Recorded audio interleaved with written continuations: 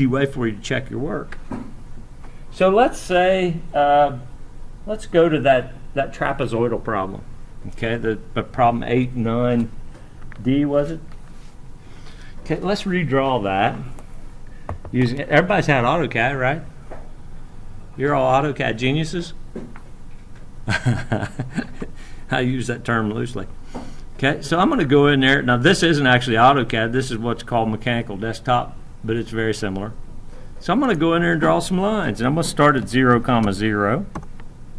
And I'm going to go to, what, 16, 0. Then I'm going to go relative to that, let's see, 30, that'd be about 10, minus 10, comma 10. Then I'm going to go relative to that, 10, 0, and then C for close. Uh-oh. Looks like I got that upside down. Oh, shoot. Oh, I didn't do a minus 10, did I? Somewhere. What was the joke about the AutoCAD genius? That isn't very nice. It's not very nice of you. Well, I'll fix it, though. Watch. I'll just fix it. I'll show you. Except for something still out of whack there. Did I make that one 30? 16? Why did I put 16 in there? Huh? Obviously I did. All right. Oh, let's see. No, I didn't want that. Let's see. Modify.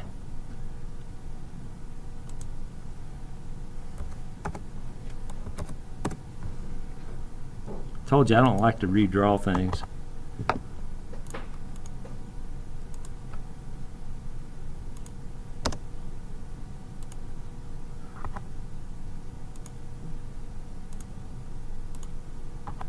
Now let's make sure that line is the right length. That's 10. Okay, we're good. All right, so we got our shape there now, right? You geniuses will not have problems like I did with that. What problem is this, or where are you? This is problem 8, 9D, page 173. Okay, so that was one of them. We said let's do the XX on that. So after I get my line work all drawn, okay, I go into a place here called region. And what it does, it makes, if you will, a two-dimensional solid, which is what you're looking at when we're doing these problems. Okay? But it's a two-dimensional solid. So we just do this, and it asks us to pick the objects, and it says it created a region. So now instead of being 4 lines, it's all one big object. And again, it's actually got, if you will, not really thickness, but it's like a piece of saran wrap, for lack of a better thing there. But then what we can do is we can type in mass prop. You don't have to type the whole thing in. If you just got the mass, it would give you the mass properties option. You hit that and you hit enter, and woohoo! And you get centroids, moment of inertia, but you have to be careful now, because that moment of inertia is not really what we're looking for. That's the one about the X, the reference X, the bottom line. Okay, does that make sense? That's, you know, we always were doing it based, we were doing our centroid about the XY, which was, if we go back here, if I can find my pen now, there we go. So when we were doing our centroids, and that centroid for that matter, that was like we had the y-axis here, the x-axis here, and our part is setting like this right now. Then it tells us that the centroid is, what was that, 4.17? And then, of course, 15, right? That's what it told us in the AutoCAD thing, right? It's basing those numbers on your XY origin. Right. It's basing it. That's why I started at 0, 0. Okay, so now I can't see that, right? But if I hit F2, it brings it all back up. Okay, so I got 15 and 4.1667. So if you move your. That's where I'm headed. Yep, you betcha. Exactly. Now, right now, the moment of inertia, somebody write this down. Well, actually, I'll write it down right here. Let's see. See, because I can go in there and do Control C, and it's going to remember. Actually, I'll do better than that. I'll get it all. I could do even better than that. I'm going to do that. I'm going to say yes. I want to save that, and this is problem 8.9 D, as in dummy. You call me names. Hey, if the shoe fits, you got to wear it, right? So we'll put that in the folder there. So it's all gone, right? But it's not gone. See if we go back into that folder. Somewhere there's a, let's see, let's go back up here and go date. Right there. Now I have to open that. I have to remember what I opened that with, because that's kind of tricky, because it says, oh, sorry, I can't do that. And I did this yesterday, and what did I open that with? I can't remember. What a shame.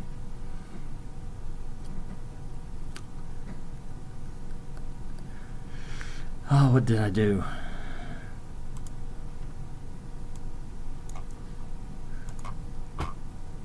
Oh, I think what I did was I went to Word and opened it through Word.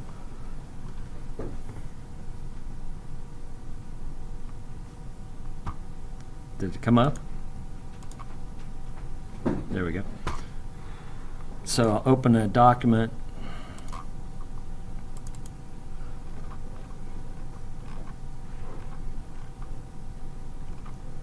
It's not showing up, or did I miss it?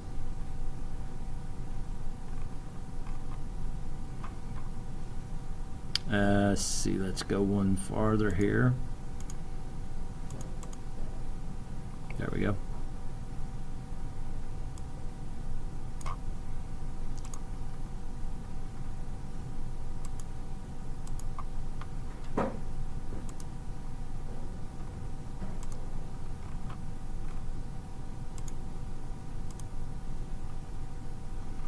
And for some reason, well, let me snap to open it, but it will let me open it using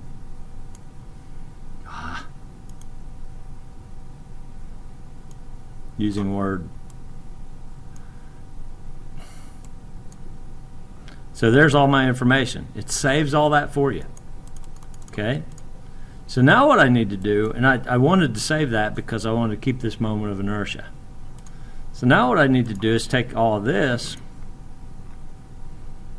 and actually I just have to get that one thing, right? Oh, I want to move. That's what I'm looking to do here. Let's see now, modify. There's my move. And I want to move from, what was it, 4.1, oh no, that's the Y value, isn't it? It was 16 comma, oh, thank you. 16 comma, it would have gone out in Never Never Land. Don't you want to move 15? Yeah, 15. Yes. Where did I keep getting that 16? I don't know. Comma 4.1667, right? 2, 0, comma 0.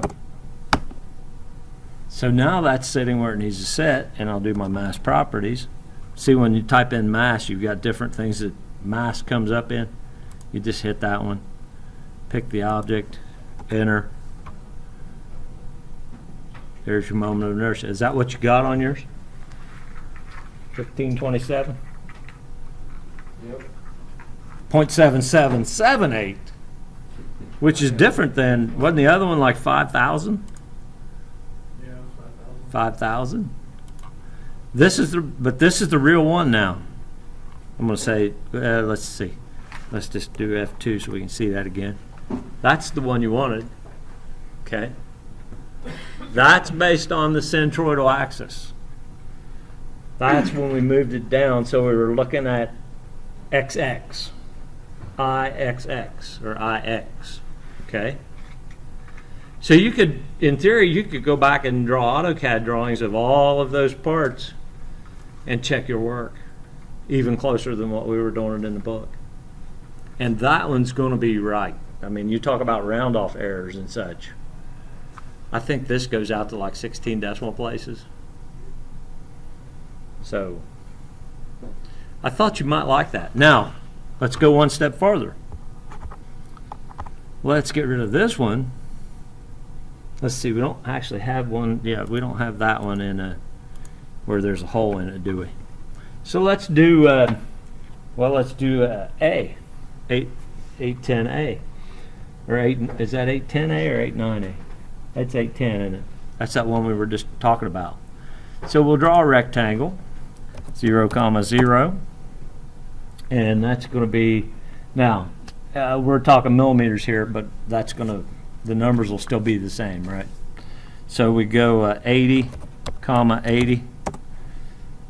Zoom extents. So there's our first cube. Then we'll draw a circle at the midpoint that has a, is that a diameter? Yeah, diameter of 45. We'll do another one down here at the bottom and hit enter. We got that. So then we'll actually, it might be easier, we don't have to actually trim any of those. We'll do a, excuse me, we'll do a region and we'll pick all 3 of those. So we got 3 loops, 3 regions extracted, right? Then we're going to subtract.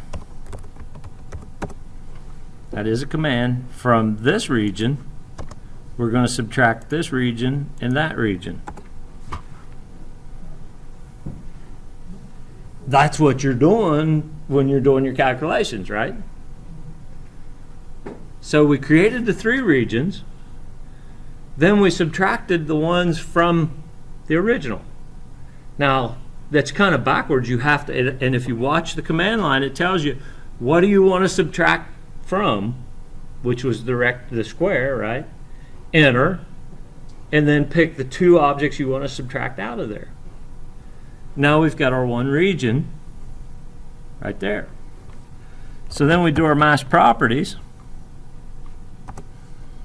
and we pick that region, enter, and we find out that the centroid is 40, which we should have known because everything's symmetrical about that, isn't it?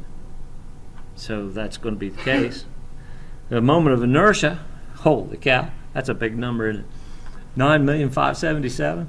But what we've got to do now, then we're not going to capture that file. We've got to move, let's see, this region, enter, from 40, 40 to 0, 0.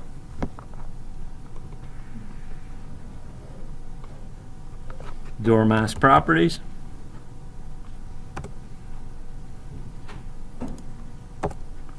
And your answer really should have been, what, 1,882,354 millimeters to the 4th, right? Because this is unitless until you print it. Then, you know, you'd either have to print metric or English. It's, you know, it's just a big picture. So it's not unitless, but it is. So you can draw it either way. And it's got your radii of gyration, your principal moments, and there's that J factor, polar moment of inertia. So, you know, it's just going to be an easy way for you to check your work right now. I'm not going to have you do that as a problem, although that might be kind of neat, wouldn't it? But you'd have to be able to do the AutoCAD, which, again, everybody's supposed to be able to do anyway. But Can we do this at home? I can't hear you. Can you do this? Can you make like this in at home? At home, Yeah. if you've got AutoCAD, You can download AutoCAD free for life. yeah. Do you have AutoCAD at home? You can do it at home. I mean, it's because I'm not grading your homework, so it's an easy way for you to check your homework. You wouldn't even have to go to the book. But I think kind of in a certain way, it kind of helps. There, we took the square and we subtracted those other regions. It gives you a little graphic illustration of what you're actually doing.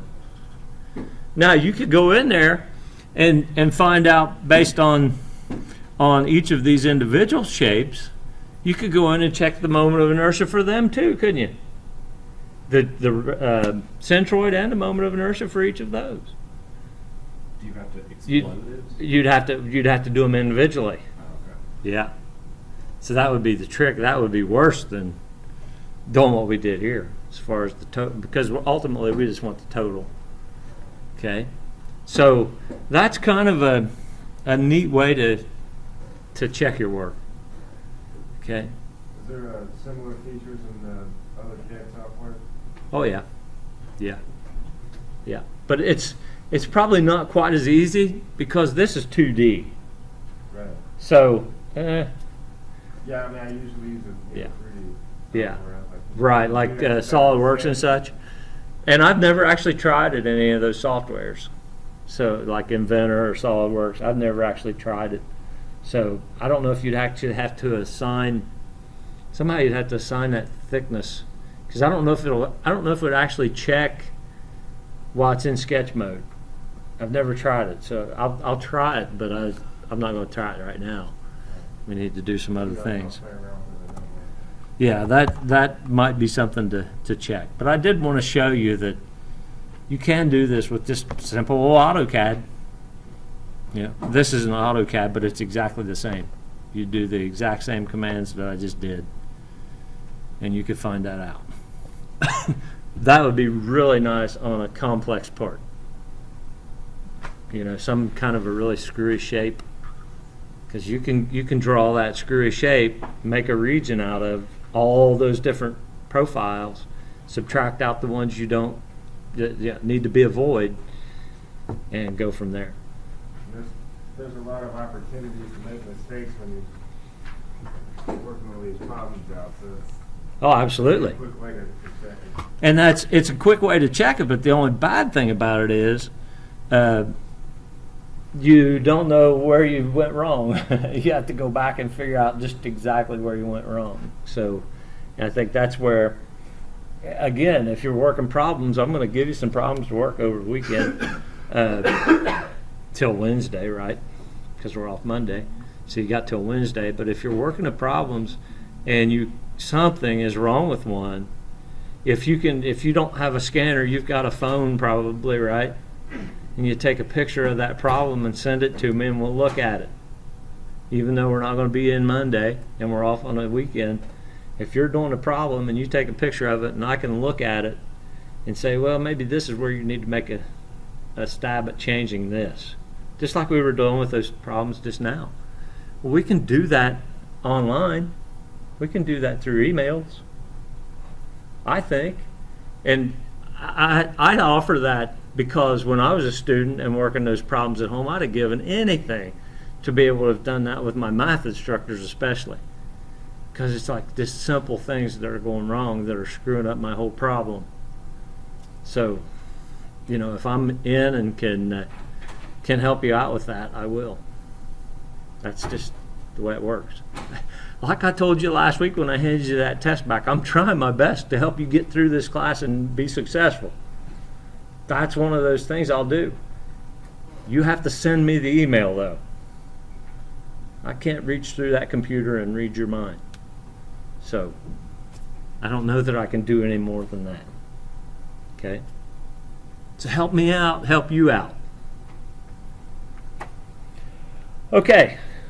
That being said, let's look at a couple of problems here. I had them marked down here. One problem, and actually we're going to work backwards on this. Well, I don't know. Maybe we won't. I was going to say we'd do this on the computer, but that would take too much time because I'd have to actually import the.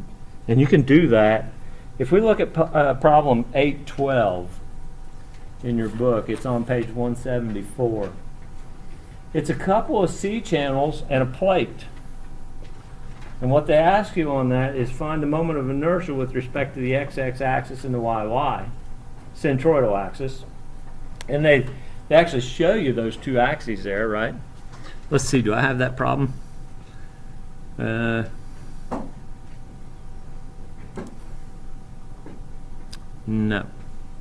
Okay, let me get that problem captured here real quick.